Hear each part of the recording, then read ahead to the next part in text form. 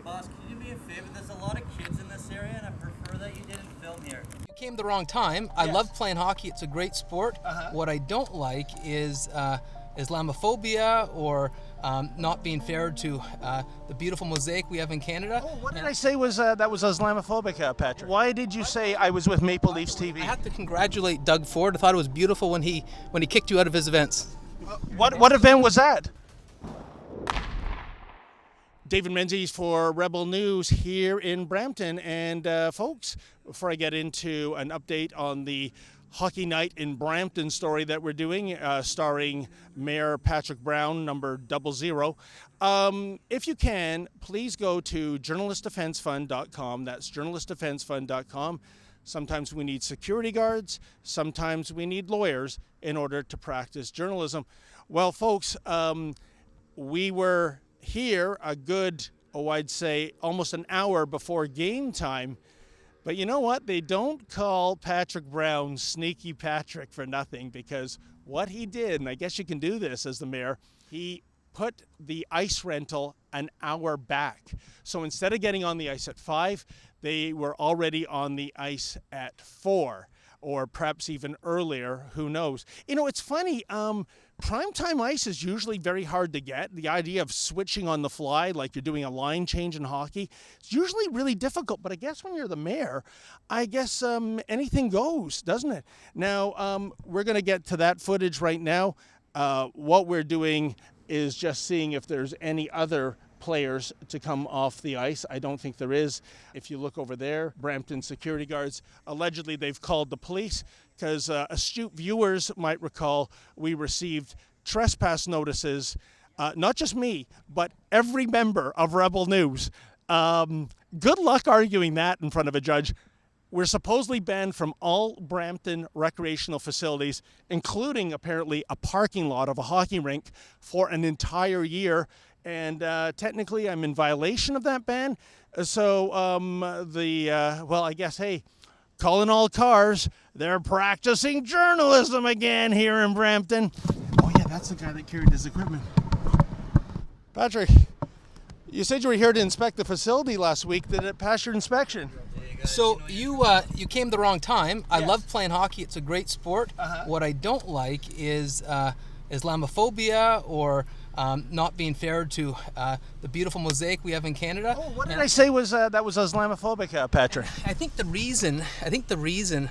Well, you were mocking my friend Waleed Solomon last week, which is how did I mock him? So my advice to you is love Canada. Be nice to everyone, okay? Oh, I love Canada, Mr. Brown, but how did I mock Waleed Solomon? Why did you say that we were with Maple Leafs TV? You know what? Be a lover, not a hater. Okay. You snuck in last week, and that's not appropriate. Okay. Why did you say I was with Maple Leafs TV? I have to congratulate Doug Ford. I thought it was beautiful when he kicked you out of his events. What event was that? That's another falsehood. Thank you. That's another falsehood. Mr. Brown, what event were we kicked out of? Wow. You know, we don't have the website Sneaky Patrick for nothing, folks, because what you just saw was Patrick Brown backed up his hockey playing hour from, I guess, 5 to 6 till 4 to 5, but you can do that. Now, you saw, I asked him point blank, why did he say I was with Maple Leafs TV? That's an absolute bold-faced lie, and it's actually borders on defamation, I think, because I did not lie about my bona fides. And then he went into the ad hominem attacks. He called me an Islamophobe, and the basis for me being an Islamophobe was I asked if his friend, Waleed Solomon, was paying for the rink. Now, how does that make me Islamophobic? The fact that I'm asking if his friend, who happens to be a Muslim, and then, of course, he also said on News Talk 1010 that we support the KKK and that we are homophobic. What evidence does Patrick Brown have to support those allegations? So, so many questions. That's just the surface. But as you can see, he fled again. He likes to run away from the media. Now, if we can move the camera angle, we got the Praetorian Guard out here. we have all these security guards here.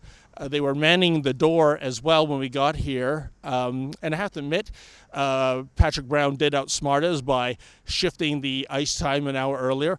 I guess we'll have to come here even earlier next week, but I don't understand why they're here. Hi, gentlemen. Is there any reason that... Yes, definitely. Yes, okay. So last week you were here. Yes, and sir. You were issued a trespass. My name is Colin. I'm with security. Hi, Colin. Nice to meet you. Right, nice to meet you also. I do have to ask you to pack up your belongings, stop filming, and leave site. You are trespassing at the moment right now. Well, Colin, I'd like you to meet my lawyer, Mr. Aaron Rosenberg. He looked over that ticket which one of your colleagues gave to me, I believe, banning me for a year and banning all Rebel News stuff for a year from Brampton recreational properties. According to my lawyer, correct me if I'm wrong, Aaron, those tickets, they're not worth the paper they're written on, are they? Yeah, I don't think those are valid trespass notices. You can't trespass an entire media organization. He has he's a reporter, he's a journalist, he has a constitutional right to be here, and it can't be infringed on the basis that of some trespass notice. It's just... You're well within your right to fight it if you wish, but we are going to enforce the Trespass Property Act right now. It has been issued. You've been issued the trespass notice. So like I said before, I do need you guys to pack up and leave. Okay. Now, if we choose to... But sir, sorry, Colin, I have a charter right to practice journalism in the public square. This is public property. I am not harassing anyone. I think all the hockey players have left. So my question is, do Brampton bylaws trump the Constitution and the Charter of Rights in this country? Okay, like I said before, you could take this up. If you have a complaint or you want to dispute this, you could definitely dispute it through the city. But I'm not going to have this conversation with you right now. Okay, fair enough, but we aren't moving anywhere, so I don't know what that means. Do you give me another ticket? Do you call the police? I don't see any reason for us to leave, especially when my lawyer has just told you that those tickets, they're groundless. Okay, that's fine. So we can wait for the police to show up if you wish. Okay. Right? It's pretty much the same thing that happened last time. Okay. So we'll just wait for the police and you'll end up leaving then, right? My personal view is you stood your ground. Yeah. You told them that the trespass notices aren't worth their salt. They're not valid. And you did your reporting. So I think, A for effort today. You did a great job and you got the footage you needed to do. You did your reporting. You weren't shut down. I think it was a good day. Oh, okay then. Well, so in other words, Aaron, if we all choose to leave right now, if indeed police have been called, and we don't know, as you said, if they have, would I be, getting an additional charge? I don't know, leaving the scene of a crime, maybe. Yeah, I don't think so. Not for an alleged trespass. Ultimately, I think the only thing that would happen was the police would come and they would try to scurry you away. Okay. But as I said, you've done a good job here. You've done your reporting. You've exercised your constitutional rights, and the security guards weren't able to scurry you away under the basis that you were somehow trespassing. Okay then. Well, there you have it, folks. Based on advice from legal counsel, I don't think there's any sense in standing around in the sun anymore. The security are still watching over us. I don't know why. It looks like right now all the players are out of the rink. By the way, I want to bring attention to the entrance to the rink. We knew something was up because when we came here, there was indeed a security guard positioned there. I can only assume he was making sure that nobody who wasn't a official Patrick Brown hockey buddy was getting into the ice surface. So I guess mission accomplished. Never thought Patrick would book the ice an hour earlier. Oh, you got me good, Patrick Brown. But like I said, my invitation to a sit-down interview with you still stands. Why don't you man up? Why don't we just have a mano-mano interview and go over the litany of lies? Yeah, that's right. I said it, lies, because that's what they are. You know it, Patrick Brown. I know it. My cameraman knows it. Everybody knows it. And why don't we get some clarity to this situation? So the invitation, the ball or the puck is in your court or in your net, however you want to phrase it. You know how to get in touch with us. I'm not expecting you to call, but who knows?